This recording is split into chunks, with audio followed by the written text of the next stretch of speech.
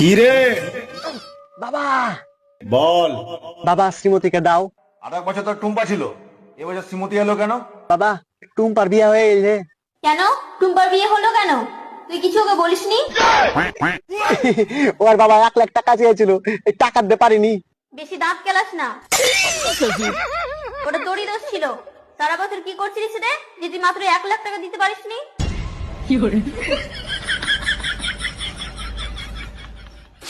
তোমার প্রসাদ খেয়ে কাটিয়ে দিয়েছি, আর তোমার প্রসাদ কিনতে এত খরচ, এত দাম প্রসাদের, কি করে হবে বাবা?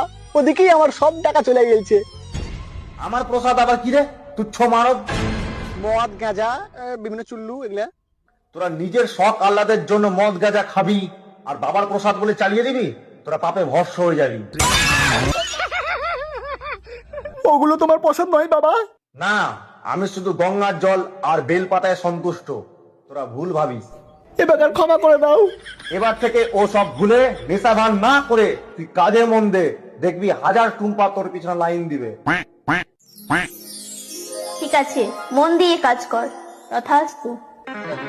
এই, যা শালা, বাবাকে তো জিজ্ঞেস করতে ভুলে গেলাম। আমি কি কাজ করব? কাজ তো করবো বললাম, আমি তো কাজই পাই না। হ্যাঁ, এই বছর আবার মদ খেয়ে কাটিয়ে দেবো। বাবার প্রসাদই তো খাচ্ছি, আসছে বছর আবার দেখা হয় বাবা।